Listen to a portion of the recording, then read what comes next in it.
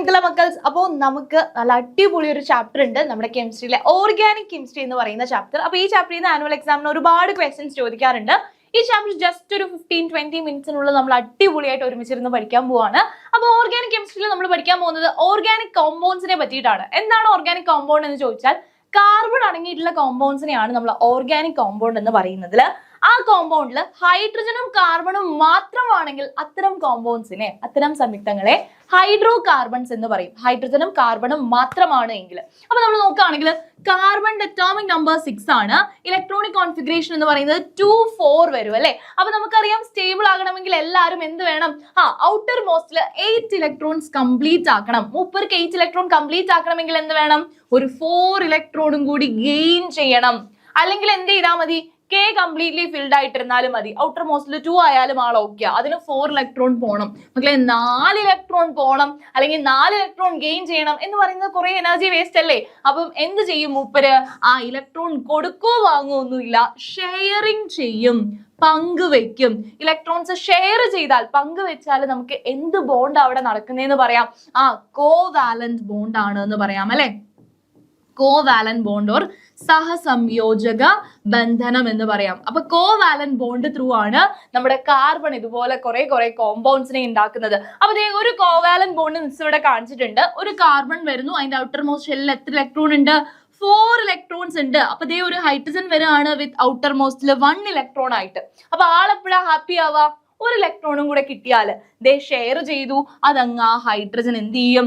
Share ചെയ്തില്ലേ, അതങ്ങ് എടുത്തു. അപ്പൊ ഇവിടെ ഒരു ഹൈഡ്രജൻ വന്നു, ഒരു ഇലക്ട്രോണുമായിട്ട് അയാൾക്കും ഷെയർ ചെയ്യാനായിട്ട് കാർബൺ കൊടുത്തിട്ടുണ്ട്.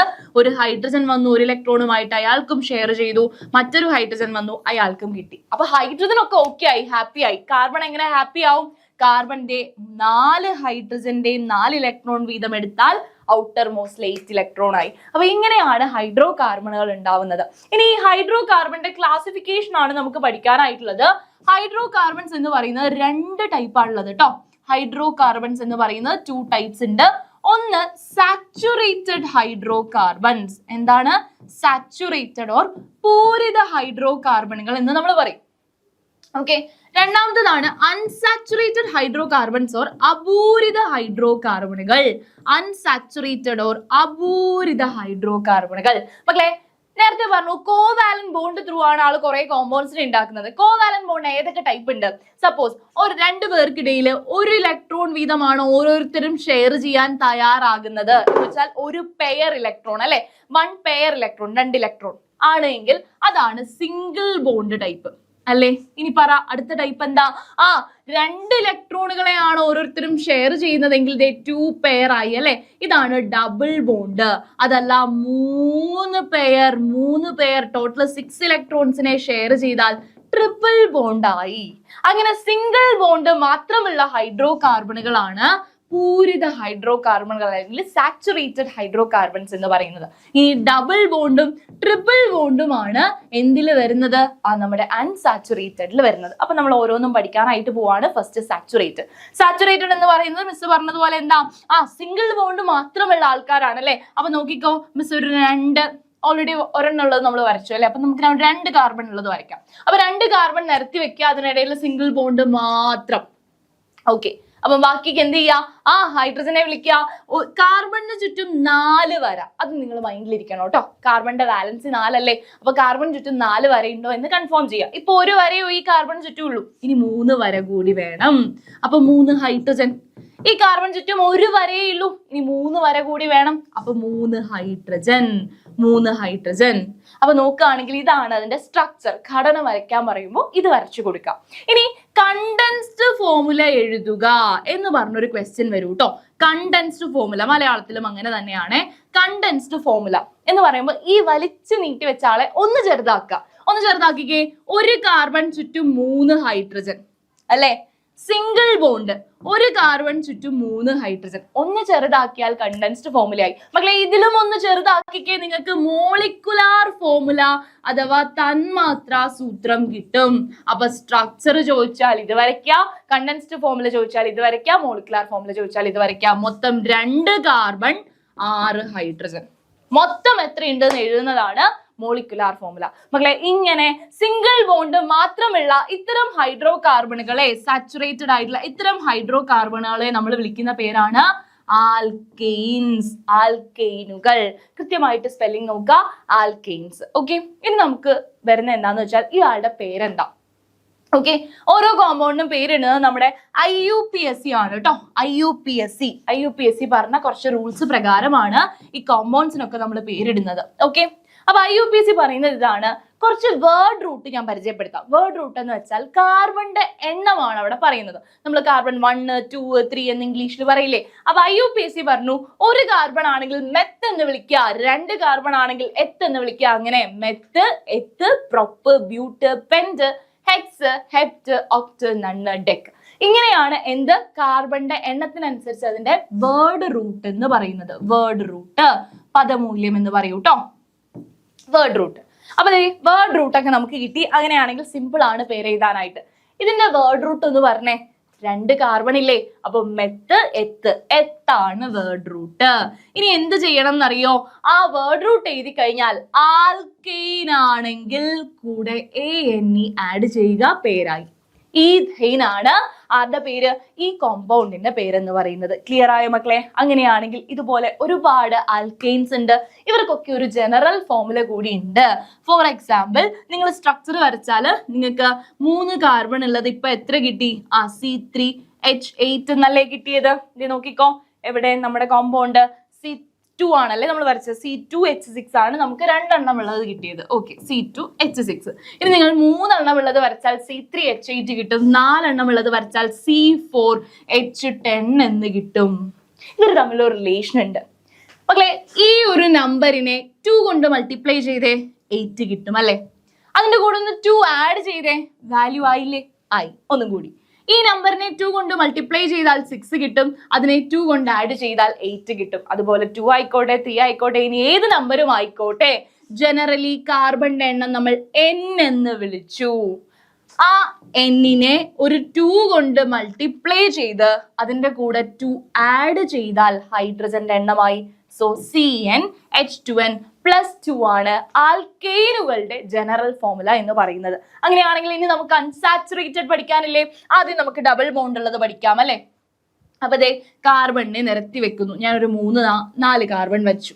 ഇവിടെ ഡബിൾ ബോണ്ട് വരച്ചു, ബാക്കിയെല്ലാം സിംഗിൾ ബോണ്ട് വരയ്ക്കുന്നു. ഇനി ഹൈഡ്രജനെ ഫിൽ ചെയ്യാം.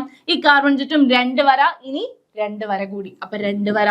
ഓക്കെ, ഈ കാർബൺ ചുറ്റും 2ഉം 1ഉം 3 വര, ഇനി 1 വര കൂടി. 2 വര കൂടി, 1 3 വര കൂടി. ഓക്കെ, ഇതാണ് സ്ട്രക്ചർ. അങ്ങനെയാണെങ്കിൽ പെട്ടെന്ന് കണ്ടൻസ്ഡ് ഫോർമുല പറഞ്ഞ മക്കളെ ഒന്ന് ചെറുതാക്കണം അല്ലെ. CH2 double bond CH, single bond CH2, single bond CH3. അങ്ങനെയാണെങ്കിൽ എന്താ മോളിക്കുലാർ ഫോർമുല എന്ന് പറയുന്നത്? മൊത്തം എത്ര കാർബൺ?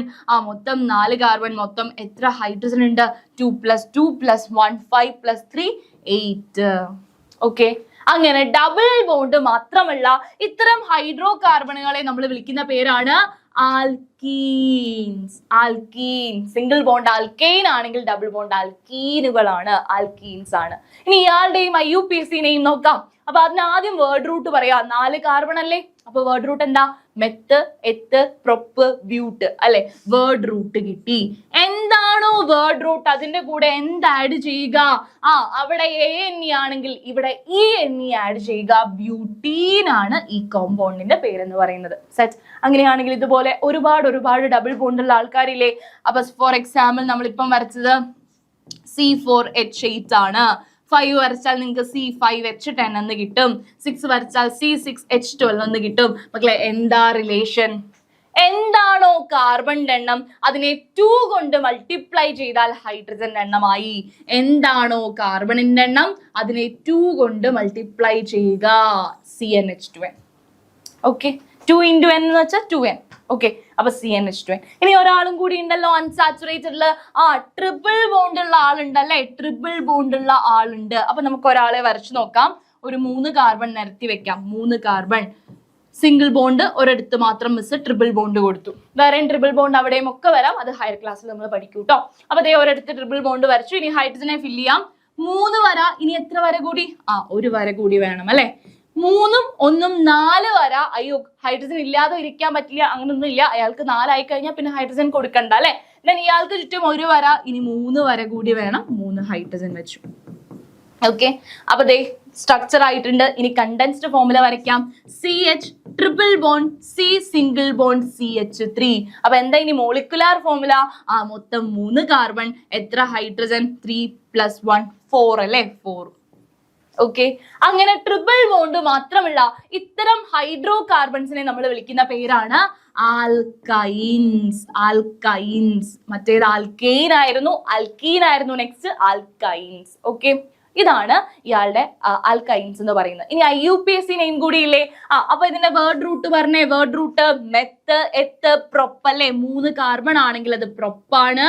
ആൽക്കൈൻ ആണെങ്കിൽ പ്രൊപ്പൈൻ. YNE ആഡ് ചെയ്യുക. സിമ്പിൾ അല്ലേ മക്കളെ? അങ്ങനെയാണെങ്കിൽ ഇയാൾക്കും ഒരു ജനറൽ ഫോർമുല ഉണ്ടാവുമല്ലോ. അപ്പൊ ജനറൽ ഫോർമുല കൂടി നമുക്ക് നോക്കാം. ജനറൽ ഫോർമുല കൂടി നോക്കാം. എന്താണോ കാർബണിന്റെ എണ്ണം അതിനെ 2 കൊണ്ട് മൾട്ടിപ്ലൈ ചെയ്തു. 3 × 2 6. അയ്യോ കൂടിപ്പോയി അല്ലേ. അപ്പൊ 1 2 കുറച്ചേ 4 ആയി. അപ്പം എന്താണോ കാർബണിന്റെ എണ്ണം അതിനെ 2 കൊണ്ട് മൾട്ടിപ്ലൈ ചെയ്യുക. എന്നിട്ട് എന്ത് ചെയ്യുക? -2. CnH2n -2 ആണ് ആളുടെ ജനറൽ ഫോർമുല. പൊതുവാക്യം ചോദിച്ചാൽ എഴുതേണ്ടത്. ഓക്കെ മക്കളെ, 3ഉം കംപ്ലീറ്റ് ചെയ്തിട്ടുണ്ട്. ഇനി എക്സാമിന് സ്ഥിരം ചോദിക്കുന്ന ക്വസ്റ്റ്യൻ എന്താണ് ഹോമലോഗസ് സീരീസ് എന്നുള്ളത്? സിമ്പിൾ. ഹോമലോഗസ് സീരീസ് എന്ന് പറയുമ്പോൾ സീരീസ് എന്ന് വെച്ചാൽ കുറച്ചധികം ആൾക്കാരെ ഇങ്ങനെ നിരത്തി വെച്ചാൽ അതിന്റെ പേരാണ് സീരീസ്. ഹോമലോഗസ് സീരീസ് എന്ന് വെച്ചാൽ വെറുതെ ആൾക്കാരെ നിരത്തി വെക്കല്ല, അവിടെ കുറച്ച് റിലേഷനും കാര്യങ്ങളും ഒക്കെ ഉണ്ട്. ഇതൊരു ഹോമലോഗസ് സീരീസിലെ മെമ്പർ ആണ്. അവർ പറയുന്നു C2H6 ആണ് ഫസ്റ്റ് മെമ്പർ. മക്കളെ C3H8 ആണ് അടുത്ത മെമ്പർ എന്ന് പറയുന്നത്. എങ്കിൽ അടുത്ത മെമ്പറിനെ നമുക്ക് കണ്ടുപിടിക്കാം. ഇത് ഹോമലോഗസ് സീരീസ് ആണെങ്കിൽ മക്കളെ അടുത്തടുത്തിരിക്കുന്ന മെമ്പേഴ്സ് തമ്മിൽ CH2ന്റെ ഡിഫറൻസ് ആയിരിക്കും ഉണ്ടായിരിക്കുക. എന്തിന്റെ ഡിഫറൻസ്? CH2 എന്ന് വെച്ചാൽ 1 കാർബൺ കൂടുതൽ, 2 ഹൈഡ്രജൻ കൂടുതൽ. ഇയാൾ C2H6 അല്ലേ. 1 കാർബൺ കൂടിയാൽ എത്രയായി? 2ൽ നിന്നും 3 ആയി C3. 2 ഹൈഡ്രജൻ കൂടിയാൽ H6ൽ നിന്നും H8 ആയി C3H8. അങ്ങനെയാണെങ്കിൽ അടുത്ത മെമ്പർ തമ്മിലും എന്താ? CH2ന്റെ ഡിഫറൻസ് ആ. അപ്പൊ പറഞ്ഞേ എന്തായിരിക്കും ആള്? 1 കാർബൺ കൂടിയാൽ C4, 2 ഹൈഡ്രജൻ കൂടിയാൽ H10. അപ്പൊ CH2ന്റെ ഡിഫറൻസ് ആയിരിക്കും സക്സസീവ് മെമ്പേഴ്സ് തമ്മിൽ എന്ന് വെച്ചാൽ അടുത്തടുത്തിരിക്കുന്ന മെമ്പേഴ്സ് തമ്മിൽ. ഇനി രണ്ടാമത്തെ പ്രത്യേകത എന്താണെന്ന് അറിയോ? ഒന്നാമത്തത് CH2ന്റെ ഡിഫറൻസ്. സെക്കൻഡ് ഡിഫറൻസ് എന്താണെന്ന് വെച്ചാൽ ഇയാൾ ആൽക്കെയിൻ ആണോ ആൽക്കീൻ ആണോ ആൽക്കൈൻ ആണോ എങ്ങനെ അറിയാം? 2 × 2 ചെയ്തേ 4 കിട്ടി അല്ലെ. അതിൽ നിന്നും 2 കൂടുതൽ 4 + 2 6 കിട്ടി. അപ്പം CnH2n +2 ആണ്. അതെന്താ? ആൽക്കെയിൻ ആണ്. ഇനി ഇയാളേതാ? C3H8 3 × 2 6 + 2 8 അല്ലെ. CnH2n +2 അതും ആൽക്കെയിൻ ആണ്. ഇനി ഈ മെമ്പേഴ്സിൽ ഈ സീരീസിൽ ആര് വന്നാലും ആ മെമ്പേഴ്സ് ഒക്കെ ആരായിരിക്കും? ആൽക്കെയിൻ ആയിരിക്കും. അങ്ങനെയാണെങ്കിൽ അവർക്കൊരു ജനറൽ ഫോർമുല ഉണ്ടായിരിക്കില്ലേ? ഉണ്ടായിരിക്കും. ആൽക്കീൻ ആണെങ്കിൽ മൊത്തവും ആൽക്കീൻ ആയിരിക്കും. അപ്പൊ നമുക്കൊരു ഹോമലോഗസ് സീരീസിലെ മെമ്പേഴ്സിനെ ഒരു ജനറൽ ഫോർമുല ത്രൂ റെപ്രസെന്റ് ചെയ്യാം. ബിക്കോസ് എല്ലാവരും ആൽക്കീൻ ആണെങ്കിൽ ബാക്കി എല്ലാവരും ആൽക്കീൻ തന്നെയായിരിക്കും. ക്ലിയർ? ഇനി നെക്സ്റ്റ് പറയുന്നത് എന്താണെന്ന് വെച്ചാൽ ഇവരുടെ കെമിക്കൽ പ്രോപ്പർട്ടീസിൽ ഒരു സിമിലാരിറ്റി ഉണ്ടായിരിക്കും. രാസ സ്വഭാവത്തിൽ എന്ത് കാണിക്കും? സാമ്യത കാണിക്കും. ഇത്രയും പോയിന്റ്സ് ഹോമലോഗസ് സീരീസിൽ ഓർത്ത് വെച്ചേക്കാം. ഇനി നമുക്ക് പഠിക്കാനുള്ളത് സൈക്ലിക് കോമ്പൗണ്ട്സിനെ പറ്റിയിട്ടാണ്. ഇതുവരെ നമ്മൾ ഓപ്പൺ ചെയിൻ ആയിട്ടിരിക്കുന്ന ആൾക്കാരെയാണ് പഠിച്ചതെങ്കിൽ ഇതുപോലെ സൈക്ലിക് ആയിട്ടുള്ള ആൾക്കാരുണ്ട്. സൈക്ലിക് എന്ന് വെച്ചാൽ എന്താ? ഒരു റിംഗ് കോമ്പൗണ്ട് പോലെ വരുന്ന ആൾക്കാരുണ്ട്. ഇത് 2 ടൈപ്പാണുള്ളത്. ഒന്ന് ആലിസൈക്ലിക്, 2 അരോമാറ്റിക്. ഓപ്പൺ ചെയിനിന് സിമിലർ ആയിട്ടുള്ള ക്ലോസ്ഡ് സ്ട്രക്ചർ ആണ് ആലിസൈക്ലിക്കിൽ വരിക. ഫോർ എക്സാമ്പിൾ ഈ 3 കാർബൺ നമ്മൾ നിരത്തി വെച്ചാൽ ഇങ്ങനെ ഇരിക്കും അല്ലെ. ദെൻ ഹൈഡ്രജൻ ഫില്ല് ചെയ്താൽ മതി. അതിനെ എന്ത് ചെയ്തു? ഒരു വേറൊരു ഷേപ്പിൽ സൈക്ലിക് ആക്കിയപ്പോൾ അങ്ങനെ കിട്ടി. ഇതിന്റെ പേരെന്താ? മൊത്തം സിംഗിൾ ബോണ്ട് വരുന്ന മെത്ത്, എത്ത്, പ്രൊപ്പ് ആൽക്കെയിൻ ആയതുകൊണ്ട് പ്രൊപ്പെയിൻ അല്ലെ. അങ്ങനെയാണെങ്കിൽ ഇയാളുടെ പേരെന്താണെന്ന് അറിയോ? അതിന്റെ കൂടെ ഒരു സൈക്ലോ ആഡ് ചെയ്യുക. സൈക്ലോപ്രൊപ്പെയിൻ. ഇയാളുടെ പേരെന്താ? 4 കാർബൺ നിരത്തി വെച്ച് വിത്ത് ഡബിൾ ബോണ്ട് ആണെങ്കിൽ നമ്മൾ എന്ത് പറയും? മെത്ത്, എത്ത്, പ്രൊപ്പ്, ബ്യൂട്ടീൻ എന്ന് പറയും അല്ലെ. ഡബിൾ ബോണ്ട് ഉണ്ട്, ഡബിൾ ബോണ്ട്, ബ്യൂട്ടീൻ എന്ന് പറയും. അങ്ങനെയാണെങ്കിൽ ഇയാളുടെ പേരെന്താ? സൈക്ലോബ്യൂട്ടീൻ. അപ്പൊ ഇതാണ് നമ്മുടെ ആലിസൈക്ലിക് എന്ന് പറയുന്ന ഓപ്പൺ ചെയിനിന് സിമിലർ ആയിട്ടുള്ള ക്ലോസ്ഡ് സ്ട്രക്ചർ. ഇനി ഒരാളുണ്ട് അരോമാറ്റിക്. ഇതെന്ന് പറയുന്നത് സ്പെഷ്യൽ അരോമ, ഒരു സുഗന്ധമുള്ള ആൾക്കാരാണ് അരോമാറ്റിക് ഹൈഡ്രോ കാർബൺ എന്ന് പറയുന്നത്. അതിൽ 2 എക്സാമ്പിൾ നിങ്ങൾ മറക്കാതെ പഠിച്ചു വെച്ചേക്കാം, ബെൻസീനും നമ്മുടെ നാഫ്തലിൻ പച്ച ഗുളികയും. അപ്പൊ രണ്ടിന്റെയും സ്ട്രക്ചർ അടിപൊളിയാണ്, നമുക്ക് ക്ലിയർ ആയിട്ട് പഠിക്കാം. ഒരു ഹെക്സഗൺ സ്ട്രക്ചർ ആണ് നമ്മുടെ ബെൻസീന് വരുന്നത്. അപ്പൊ ദേ ഇങ്ങനെ ഇങ്ങനെ ഇങ്ങനെ ഒരു ഹെക്സഗൺ വരയ്ക്കുക, ഗ്യാപ്പിലൊക്കെ കാർബൺ അങ്ങോട്ട് ഫില്ല് ചെയ്യാം. ഇനി ഇവിടെ ഡബിൾ ബോണ്ട് വരച്ചാൽ ഇവിടെ വരയ്ക്കണ്ട, ഇവിടെ ഡബിൾ ബോണ്ട് വരച്ചാൽ ഇവിടെ വരയ്ക്കണ്ട, ഇവിടെ ഡബിൾ ബോണ്ട് വരയ്ക്കാം. ഓൾട്ടർനേറ്റീവ് ആയിട്ട് ഡബിൾ ബോണ്ട് വരയ്ക്കാം. എല്ലാവർക്കും ഒരു ഹൈഡ്രജനെ അങ്ങ് ഫില്ല് ചെയ്ത് കൊടുക്കാം, ഒരു ഹൈഡ്രജനെ ഫില്ല് ചെയ്ത് കൊടുക്കാം. ഓക്കെ, അപ്പൊ ഒരു ഹൈഡ്രജനെ ഫില്ല് ചെയ്ത് കൊടുത്തു. ഇനി എന്താണ് നാഫ്തലിന്റെ സ്ട്രക്ചർ എന്ന് ചോദിച്ചാല് മക്കളെ ഇവിടെ നിന്ന് അങ്ങ് നമുക്ക് റൈസ് ചെയ്ത് കളയാം. ഓക്കെ, നാഫ്തലിൻ എന്ന് പറയുന്നത് ബെൻസീൻ അതാണ്. നാഫ്തലിൻ എന്ന് പറഞ്ഞാൽ ഇവിടുന്ന് ആ ഹൈഡ്രജനെ റൈസ് ചെയ്ത് കളഞ്ഞിട്ട് അവിടെ നിന്ന് ഒരു ഹെക്സഗൺ അങ്ങ് ബിൽഡ് ചെയ്ത് വരാം. അവിടെ നിന്ന് ഒരു ഹെക്സഗൺ ബിൽഡ് ചെയ്ത് വന്നാൽ എന്തായി?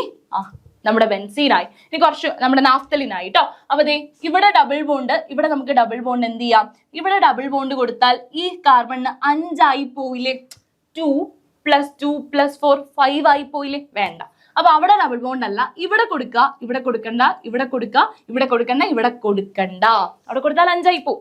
അപ്പൊ അത് ചെയ്യണ്ട. ഓക്കെ, അപ്പൊ ഈ ബാക്കിയുള്ളടുത്ത് ഹൈഡ്രജനെ ഫില്ല് ചെയ്ത് കൊടുക്കുക. 2 2 4 ദേ ഹൈഡ്രജൻ ഹൈഡ്രജൻ ഹൈഡ്രജൻ. ഇതാണ് നാഫ്തലീന്റെ സ്ട്രക്ചർ എന്ന് പറയുന്നത്. 2 ബെൻസീനെ ചേർത്ത് വെക്കുക, ഇതാണ് നാഫ്തലീന്റെ സ്ട്രക്ചർ. അപ്പൊ ഇത്രയേ ഉള്ളൂ നമ്മുടെ ഈ ചാപ്റ്റർ എന്ന് പറയുന്നത്. ഇനി ഇതിനകത്ത് പഠിക്കാനുള്ളത് ഫോസിൽ ഫ്യൂവൽസ് എന്നുള്ള വളരെ സിമ്പിൾ ആയിട്ടുള്ള കാര്യങ്ങളും ഗ്ലോബൽ വാർമിങ്ങും മാത്രമാണ്. അപ്പൊ ഈ ചാപ്റ്റർ നല്ല അടിപൊളിയായിട്ട് മനസ്സിലായി എന്ന് വിശ്വസിക്കുന്നു. അപ്പൊ ഇതുപോലെ ഈസി ആയിട്ട് നമുക്ക് ചാപ്റ്റർ ഒക്കെ പഠിക്കാനായിട്ട് ചാനൽ ഒന്ന് സബ്സ്ക്രൈബ് ചെയ്ത് വെച്ചോളൂ. അപ്പൊ അതേ താഴെ കാണുന്ന നമ്പറിൽ വിളിച്ച് നമ്മുടെ 10th അഡ്മിഷൻ ഒക്കെ ഉറപ്പാക്കി വെക്കുക.